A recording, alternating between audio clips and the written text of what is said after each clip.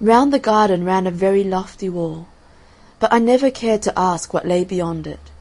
Everything about me was so beautiful. My courtiers called me the Happy Prince, and happy indeed I was, if pleasure be happiness. So I lived and so I died, and now that I am dead, they have set me up here so high that I can see all the ugliness and all the misery of my city, and though my heart is made of lead, yet I cannot choose but weep." "What, is he not solid gold?" said the swallow to himself. He was too polite to make any personal remarks out loud. "Far away," continued the statue in a low musical voice, "far away in a little street there is a poor house. One of the windows is open, and through it I can see a woman seated at a table. Her face is thin and worn, and she has coarse red hands, all pricked by the needle, for she is a seamstress. She is embroidering passion flowers on a satin gown for the loveliest of the Queen's maids of honour to wear at the next court ball. In a bed in the corner of the room her little boy is lying ill. He has a fever, and is asking for oranges. His mother has nothing to give him but river water, so he is crying. Swallow, swallow, little swallow, will you not bring her the ruby out of my sword hilt? My feet are fastened to this pedestal, and I cannot move." "I am waited for in Egypt," said the swallow.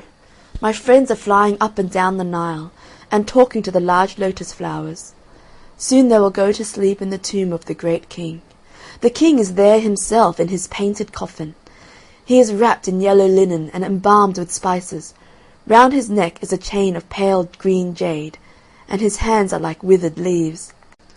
"Swallow, swallow, little swallow," said the Prince, "will you not stay with me for one night, and be my messenger? The boy is so thirsty, and the mother so sad." "I don't think I like boys," answered the swallow. "Last summer, when I was staying on the river, there were 2 rude boys, the miller's sons, who were always throwing stones at me.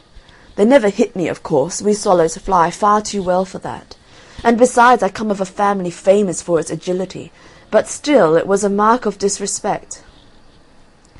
But the Happy Prince looked so sad that the little swallow was sorry. "It is very cold here," he said, "but I will stay with you for one night, and be your messenger." "Thank you, little swallow," said the Prince.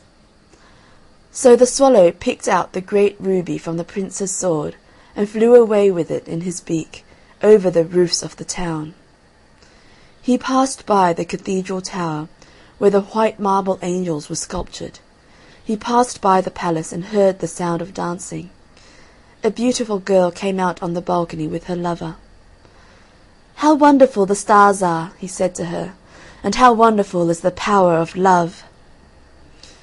"I hope my dress will be ready in time for the state ball," she answered. "I have ordered passion flowers to be embroidered on it, but the seamstresses are so lazy."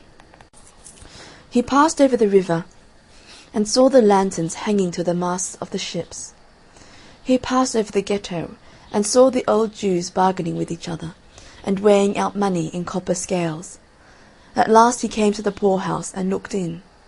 The boy was tossing feverishly on his bed, and the mother had fallen asleep, she was so tired. In he hopped, and laid the great ruby on the table beside the woman's thimble. Then he flew gently round the bed, fanning the boy's forehead with his wings. "How cool I feel," said the boy. "I must be getting better." And he sank into a delicious slumber. Then the swallow flew back to the Happy Prince, and told him what he had done. "It is curious," he remarked, "but I feel quite warm now, although it is so cold." "That is because you have done a good action," said the Prince. And the little swallow began to think, and then he fell asleep. Thinking always made him sleepy. When day broke he flew down to the river and had a bath. "What a remarkable phenomenon!" said the Professor of Ornithology as he was passing over the bridge. "A swallow in winter!" And he wrote a long letter about it to the local newspaper. Every one quoted it. It was full of so many words that they could not understand. "To-night I go to Egypt," said the swallow, and he was in high spirits at the prospect. He visited all the public monuments, and sat a long time on top of the church steeple. Wherever he went the sparrows chirped, and said to each other, "What a distinguished stranger!" And so he enjoyed himself very much. When the moon rose he flew back to the happy Prince. "Have you any commissions for Egypt?" he cried. "I am just starting.